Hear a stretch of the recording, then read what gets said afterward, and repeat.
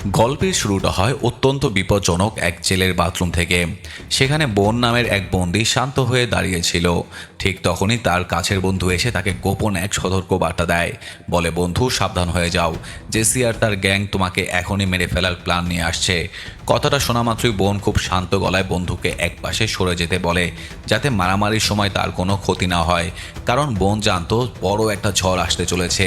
কিছুক্ষণের মধ্যে জেসি আর তার শয়তান গ্যাং বাথরুমে তার উপর চড়াও হয়। তারা আগে থেকেই জেলের এক দুর্নীতিবাজ গার্ডকে টাকা খাইয়ে রেখেছিল, যাতে ভেতরে যাই ঘটুক না কেন গার্ড যেন অন্ধ সেজে থাকে। জেসি তার হাতে থাকা এক ধারালো অস্ত্র নিয়ে সোজাসুজি বোনের দিকে তেড়ে আসে। কিন্তু বোন তো কোনো সাধারণ বন্দী নয়।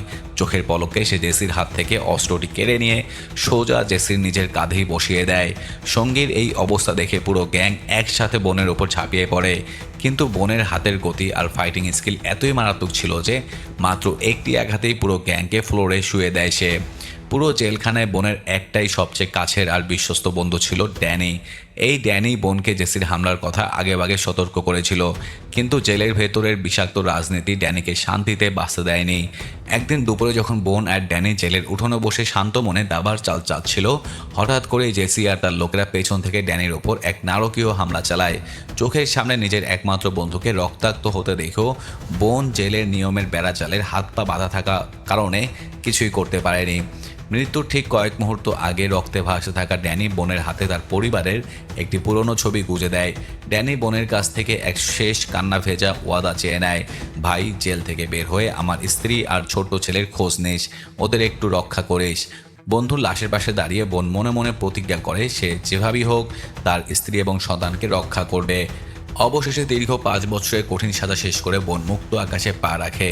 জেল থেকে বের হয়ে বোনের এখন থাকার জন্য একটি ঠিকানার প্রয়োজন ছিল। তাই সে লস অ্যাঞ্জেলসের এক সাধারণ বাড়িতে পৌঁছায়, যেখানে রবার্তো আর তামারা নামের এক দম্পতি ভাড়াটিয়া খুঁজছিল। ওই বাড়িতে 3টি অনাথ শিশুও থাকতো। বাড়িতে ঢুকেই বোন লক্ষ্য করে জানালার পাশে জেরেড নামের এক ছোট ছেলে এক দৃষ্টিতে বাইরের রাস্তার দিকে তাকিয়ে আছে। আসলে বোন এখানে এমনি এমনি আসেনি, সে আগেই পুরো নিখুঁত তদন্ত করে জেনে বুঝে এসেছে। এই জেরেড আর কেউ নয়, তার মৃত বন্ধু ড্যানেরই হারিয়ে যাওয়া ছেলে। এখন তার মূল লক্ষ্য হলো জেরেডের হারিয়ে যাওয়া মাকেও খুঁজে বের করা। তামারা বোনকে ঘর দেখানোর সময় স্পষ্ট কিছু কঠোর নিয়ম জানিয়ে দেয়। বাড়ির ভেতর ছোট বাচ্চারা থাকে, তাই কোনো গ্যাং বা ক্রাইমের সাথে যুক্ত থাকা চলবে না, আর কোনো অস্ত্র রাখাও চলবে না। বোন কোনো তর্ক না করে সাথে সাথে সব শর্ত মেনে নেয় এবং পুরো অ্যাডভান্স ভাড়া মিটিয়ে দেয়। অন্যদিকে লস অ্যাঞ্জেলসের আধার ঘনালেই রাস্তার মোড়ে মোড়ে শুরু হতো বেআইনি স্ট্রিট ফাইট। সেখানে রাতের অন্ধকারে কোটি কোটি টাকার সেশন বসত। শহরের বড় বড় ক্রিমিনাল আর এজেন্টের দল শক্তিমান ফাইটারদের রিংয়ে নামিয়ে জুয়া খেলতো। আর এই আন্ডারগ্রাউন্ড জগতের সবচেয়ে প্রভাবশালী ও ভয়ানক গডফাদার ছিল জেমস। জেমসের আন্ডারে সবচেয়ে হিংস্র ফাইটার হিসেবে পরিচিত ছিল হ্যামারম্যান। সেদিন রাতে হ্যামারম্যানের মুখোমুখি হয়েছিল কাউবয় নামের এক রেসলার। কাউবয় সাইজে ছোট হলেও তার গতি ছিল ঝড়ের মতো, কিন্তু হ্যামারম্যানের পৈশাচিক শক্তির সামনে তার গতি কোনো কাজে আসলো না। হ্যামারম্যান কাউবয়কে পিছিয়ে মারার ঠিক শেষ মুহূর্তে ম্যাচ অর্গানাইজার পিনবল মাঝপথে লড়াই থামিয়ে দেয়, কারণ হ্যামারম্যান জিতে গিয়েছে। ফাইটের পর পিনবল বিষণ্ণ মনে তার গাড়ির দিকে এগোয়, কারণ আজ সে বাজিতে অনেক টাকা হেরেছে। কিন্তু গাড়ির ব্যাক সিটে বসতেই পিনবলের বুকের রক্ত হিম হয়ে যায়। সেখানে অন্ধকারের মধ্যে ছায়ামূর্তি হয়ে বসেছিল বোন। বোন একদম সোজাসুজি অফার দেয়, আমি ওই হ্যামারম্যানকে রিংয়ে হারাতে চাই, আমার ফাইটিংয়ের ব্যবস্থা করো, যা পাবো তার 40% তোমার। পিনবল বোনকে দেখে পাত্তা না দিয়ে বলে, হ্যামারম্যান অনেক উপরের লেভেলের, তোকে আগে রাস্তার ছোটোখাটো গুন্ডাদের সাথে লড়ে প্রমাণ করতে হবে যে তোর গায়ে জোর আছে। বোন এক কথায় রাজি হয়ে যায়। পিনবল বোনকে অন্য এক আন্ডারগ্রাউন্ড এজেন্টের কাছে নিয়ে যায় এবং সেখানকার ফাইটারকে চ্যালেঞ্জ করে। রিংয়ের বেল বাজতেই বোন প্রতিপক্ষের চোখে চোখ রাখে, আর চোখের পলকে শূন্যে লাফিয়ে উঠে এক প্রাণঘাতী কিক বসিয়ে দেয় লোকটার মাথায়। মাত্র 1 সেকেন্ড আর এক আঘাতে বিশালাকার লোকটা মাটিতে আছড়ে পড়ে বেহুশ হয়ে যায়। এই কাণ্ড দেখে পিনবলের চোখের মণি চড়ক গাছ হয়ে যায়। সে বুঝে যায় তার হাতে এক জ্যান্ত হিরে এসে পড়েছে। ফাইট শেষে গাড়িতে ফেরার পথে পিনবল বোনের প্রশংসা করছিল। তখন বোন দূর থেকে জেমসের সাথে দাঁড়িয়ে থাকা এক সুন্দরী কিন্তু বিষণ্ণ নারীর দিকে ইঙ্গিত করে তার পরিচয় জানতে চায়। পিনবল সঙ্গে সঙ্গে ভয় পেয়ে বোনকে সতর্ক করে, ওর নাম অ্যাঞ্জেলা, ভুল করেও ওর দিকে তাকাবি না। অ্যাঞ্জেলা আগে অন্য একজনের বউ ছিল, কিন্তু জেমসের কুনজর ওর ওপর পড়ার পর জেমস এক গভীর ষড়যন্ত্র করে অ্যাঞ্জেলার স্বামীকে মিথ্যা মামলায় জেলে পুরে দেয়। তারপর জেলেই তাকে খুন করিয়ে অ্যাঞ্জেলাকে নিজের জালে ফাঁদায়। পিনবল আরও জানায় অ্যাঞ্জেলা যখন অন্তঃসত্ত্বা ছিল জেমস তাকে বাধ্য করে নিজের সদ্যজাত সন্তানকে এতিমখানায় দত্তক দিয়ে দিতে। এই গভীর শোকে আর সন্তানকে হারানোর কষ্টে অ্যাঞ্জেলা ধীরে ধীরে মারাত্মক ড্রাগসের নেশায় ডুবে যায়। কথাগুলো শোনা মাত্রই বোনের মাথায় পুরো সত্যটা পরিষ্কার হয়ে যায়। এই অ্যাঞ্জেলাই হলো তার বন্ধু আর ভাই ড্যানির সেই স্ত্রী, আর বন্ধুর সেই ওয়াদা পূরণ করতে হলে তাকে যে কোনো মূল্যে জেমসের সাম্রাজ্যের ভেতর ঢুকতে হবে। পরদিন জেমসের ডানহাত ট্যাডি বোনের সেই 1 সেকেন্ডের ফাইটের ভিডিও জেমসকে দেখায়। এক আঘাতেই একজন ফাইটার শেষ করে দেওয়া দৃশ্য দেখে জেমস চমকে ওঠে। সেই সিদ্ধান্ত নেয় যে কোনো মূল্যে এই নতুন ফাইটারকে নিজের আন্ডারে আনতে হবে। এদিকে বিকালে বোন বাড়ির উঠোনে তামারার স্বামী রোবার্টোর সাথে শান্ত মনে দাবা খেলছিল। খেলায় রোবার্টোকে হারিয়ে কিছু বাজি জেতার পর বোন পিনবলের সাথে নতুন ফাইটারের উদ্দেশ্যে বেরিয়ে যায়। এবারের অ্যারেনায় বোন দেখে দুটো মেয়ের মধ্যে মারাত্মক যুদ্ধ চলছে এবং সেখানে ভারিডা নামের এক লেডি ফাইটার জয়ী হয়। এরপর পিনবল ওই এলাকার নামকরা এজেন্ট ট্যাটুর কাছে গিয়ে চ্যালেঞ্জ ঠুকে দেয়, আমার ফাইটারের ওপর আমি একেবারে $5,000 বাজি ধরতে চাই। এবার বোনের সামনে আসে দানবীয় ফাইটার গোল্ড-টিথ, কিন্তু রিংয়ে নামতেই বোন যথারীতি মাত্র একটা ঘুষি মেরে গোল্ড-টিথকে অজ্ঞান করে দেয়। পুরো আন্ডারগ্রাউন্ড দুনিয়ায় বোনের নাম ছড়িয়ে পড়ে ওয়ান হিট ফাইটার হিসেবে। কিন্তু হারের সুখে ক্ষিপ্ত এজেন্ট ট্যাটু এক শয়তানি শর্ত রাখে, যদি বোন এতই বড় ফাইটার হয় তবে এবার একসাথে 2 জন ফাইটারের সাথে লড়বে, জিতলে বাজি ডাবল। বোন নিঃশব্দে চ্যালেঞ্জ গ্রহণ করে। লড়াই শুরু হতেই বোন প্রথম জনকে এক কিকে উড়িয়ে দেয় আর দ্বিতীয় জন হাত মচকে 1 সেকেন্ডে মাটিতে ফেলে দেয়। ট্যাটু নিজের চোখে এটা বিশ্বাস করতে না পেরে রাগে অন্ধ হয়ে এবার 3 জন ফাইটারকে একসাথে রিংয়ে নামায়, কিন্তু বোনের কাছে 3 জন যা 30 জনও তাই। মাত্র 10 সেকেন্ডের মধ্যেই 3 জন মাটিতে রক্তবমি করতে শুরু করে। পুরো বাজি হেরে গিয়ে ট্যাটু ক্ষোভে ফেটে পড়ে এবং ডাবল করা জয়ের $20,000 দিতে অস্বীকার করে এবং সেটা নিজের পকেটে ভরে ফেলে। সে বোনকে কটু কথা বলে তাচ্ছিল্য করে, কিন্তু বোন তো ছাড়ার পাত্র নয়। সে শান্ত পায়ে ট্যাটুর দিকে এগোতে থাকে। ট্যাটুর ডজনখানেক বডিগার্ড বোনকে থামাতে এলে বোন একাই পুরো গ্যাংকে পিটিয়ে ছাতু বানিয়ে দেয়। শেষে ট্যাটুর গালে এক চটকনা মেরে তার প্যান্ট টেনে ছিঁড়ে নিজের জয়ের পুরো টাকা বের করে নিয়ে হাঁটা দেয়। এই তাণ্ডব দেখে লেডি ফাইটার ভারিটা বোনের ওপর মারাত্মক ফিদা হয়ে যায় এবং হাসি মুখে তার ফোন নাম্বারটি বোনের পকেটে গুঁজে দেয়। বাড়ি ফেরার পথে উত্তেজিত ট্যাটু এক মেশিন গান নিয়ে বোন আর পিনবলের গাড়ির ওপর অন্ধ হয়ে ফায়ারিং শুরু করে, কিন্তু পিনবলের মারাত্মক ড্রাইভিং স্কিলের কারণে তারা কোনো মতে গুলি এড়িয়ে বেঁচে ফেরে। পরপর ফাইট জিতে বোন আর পিনবল প্রচুর টাকা কামাতে থাকে, তবে বোন তার মূল লক্ষ্য থেকে এক চুলও সরে না। সে দিনরাত মার্শাল আর্টস প্র্যাকটিস করতে থাকে। একদিন গভীর রাতে বাড়ি ফেরার পর তামারা দেখে বোনের কপালে আর শার্টে রক্তের দাগ। চিন্তিত তামারা পরম মমতায় তার ক্ষত পরিষ্কার করে ব্যান্ডেজ করে দেয়। কথা প্রসঙ্গে তামারা নিজের কষ্টের কথা বলে, এরা কেউ আমার নিজের সন্তান নয়, তাও আমি চেষ্টা করি ওদের ভালো মানুষ হিসেবে গড়ে তোলার। বিশেষ করে ওই জেলের ছেলেটা, ও গত 1 বছর ধরে ওই জানালার পাশে বসে থাকে এই আশায় যে একদিন তার বাবা মা তাকে নিতে আসবে। কথাগুলো শুনে বোনের বুক ফেটে যায়, কারণ সে জানে জ্যারেডের বাবা আর কোনোদিন ফিরবে না। তবে সে প্রতিজ্ঞা করে জ্যারেডকে সে তার মায়ের কোলে ফিরিয়ে দেবেই। পরদিন বিকেলে দেখা যায় বোন উঠোনে দাঁড়িয়ে জ্যারেডকে পরম স্নেহে মার্শাল আর্টসের ছোট ছোট ট্রিক্স শেখাচ্ছে। জানালা দিয়ে এই দৃশ্য দেখে তামারার মুখে এক স্বর্গীয় হাসি ফুটে ওঠে। পরদিন রাতে বোন সেই বহু প্রতীক্ষিত ফাইটে রিংয়ে নামার সুযোগ পায় আর তার মুখোমুখি হয় সেই হিংস্র হ্যামারম্যান। রিংয়ে নামার আগে হ্যামারম্যান বিশেষ এক ড্রাগস ইঞ্জেকশন নিয়ে তার শক্তি দ্বিগুণ করে নেয়।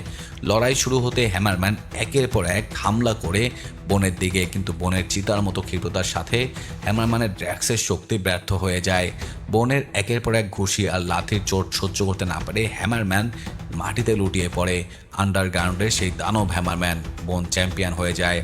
ফাইট শেষে স্বয়ং মাফিয়া গডফাদার জেমস বোনের কাছে আসে এবং তার ফাইটিং স্কিলের ভূয়সী প্রশংসা করে। সে বোন আর পিনবলকে নিজের আলিশান বাংলোতে উদযাপনের দাওয়াত দেয়। পিনবল ভয় পেয়ে যেতে না চাইলেও বোন তো এই সুযোগের অপেক্ষায় ছিল। সে মুচকি হেসে জেমসের আমন্ত্রণ গ্রহণ করে। জেমসের বাংলোতে পৌঁছতেই বোনের সাথে দেখা হয়ে যায় তার কাঙ্ক্ষিত নারী ড্যানির স্ত্রী অ্যাঞ্জেলার সাথে, কিন্তু অ্যাঞ্জেলা ড্রাগসের গোড়ে বোনকে চিনতে পারে না। জেমস বোনকে তার ব্যক্তিগত মার্শাল আর্টস রুমে নিয়ে যায় এবং নিজের তলোয়ার কালেকশন দেখায় এবং অহংকার করে। তারপর সে তার আসল কুৎসিত প্ল্যান প্রকাশ করে।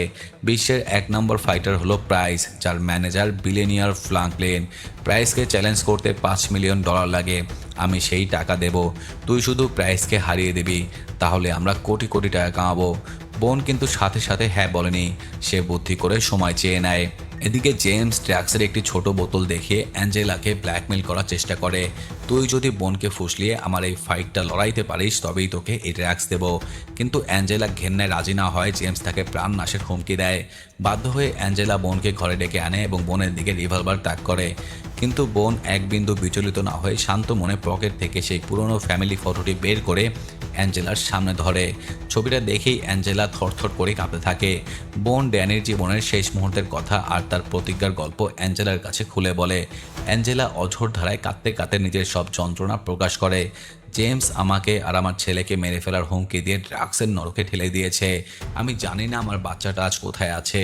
বোন অ্যাঞ্জেলার মাথায় হাত রেখে শান্ত গলায় বলে, তোমার ছেলে নিরাপদে আছে, খুব শিগগিরই তুমি ওকে দেখতে পাবে। রুম থেকে বের হয়ে বোন জেমসকে বলে, আমি তোর হয়ে লড়বো, তবে শর্ত একটাই, অ্যাঞ্জেলাকে এখন আমার সাথে যেতে দিতে হবে। জেমস $5 মিলিয়ন লোভে রাজি হয়ে যায়। বোন সেদিন রাতে অ্যাঞ্জেলাকে এক বিশ্বস্ত ড্রাগ রিহ্যাবিলিটেশন সেন্টারে ভর্তি করিয়ে দেয়, যাতে সে সুস্থ হয়ে ছেলের কাছে ফিরতে পারে। পরদিন জেমস $5 মিলিয়ন নগদ নিয়ে বিলিয়নিয়ার ফ্র্যাঙ্কলিনের বাংলোতে যায় এবং বোন আর বিশ্ব চ্যাম্পিয়ন প্রাইসের মধ্যে ফাইট ফিক্স করে। ফ্র্যাঙ্কলিন জেমসকে করা হুঁশিয়ারি দেয়, 3 দিন পর আমার ভিআইপি গেস্টদের সামনে লড়াই করতে হবে। ম্যাচ ক্যান্সেল হলে তোকে রাস্তায় বসিয়ে দেব। কিন্তু সে রাতে বোন যখন তার তামারার বাড়িতে ফেরে, সে দেখে বাড়ির সামনে পুলিশ আর ক্রাইম সিন। নিচে রক্তের প্লাবনে পড়ে আছে সৎ মানুষ রোবর্তর ক্ষতবিক্ষত লাশ। তামারা কান্নায় ভেঙে পড়ে বোনকে জানায় আজ সকালে জেমস এসে রোবর্তোর ওপর তার দুটো হিংস্র পিটবুল কুকুর ছেড়ে দিয়েছিল। কুকুরগুলো ওকে পৈশাচিকভাবে কামড়াতে কামড়াতে মেরে ফেলছে। পরদিন সকালে জেমস নিজের রিভলভার হাতে ওই বাড়িতে উপস্থিত হয় এবং বোনকে ফাইটের কথা মনে করিয়ে দেয়। কিন্তু এবার বোন সরাসরি না করে দেয়, আমি তোর হয়ে কোনো ফাইট লড়বো না। রাগে উন্মাদ হয়ে জেমস তলোয়ার বের করতে গেলে বোন চোখের পলকে জেমসের ওপর হামলা চালিয়ে তলোয়ার তুলে ছেড়ে ফেলে দেয়। জীবন বাঁচাতে শয়তান জেমস সাথে সাথে তামারার মাথায় পিস্তল ঠেকায়। কিন্তু বোনের চোখে আগুনের মতো ভয়ঙ্কর দৃষ্টি দেখে সে কোনো মতে প্রাণ নিয়ে সেখান থেকে পালিয়ে যায়। পালানোর সময় জেমস তার ক্যাডার ট্যাডিকে হুকুম দেয়, আমার পুরো কিলার টিমকে রেডি কর, বোন আর পিনবলকে কুচিয়ে কেটে ফেলবো। এদিকে জেমসের জ্ঞান পিনবলকে ধরে পৈশাচিক নির্যাতন চালায় বোনের ঠিকানা পাওয়ার জন্য। কিন্তু বিশ্বস্ত পিনবল নিজের মুখ খোলেনি। ঠিক শেষ মুহূর্তে বোন সেখানে উপস্থিত হয়ে একা পুরো গ্যাংকে খতম করে পিনবলকে উদ্ধার করে।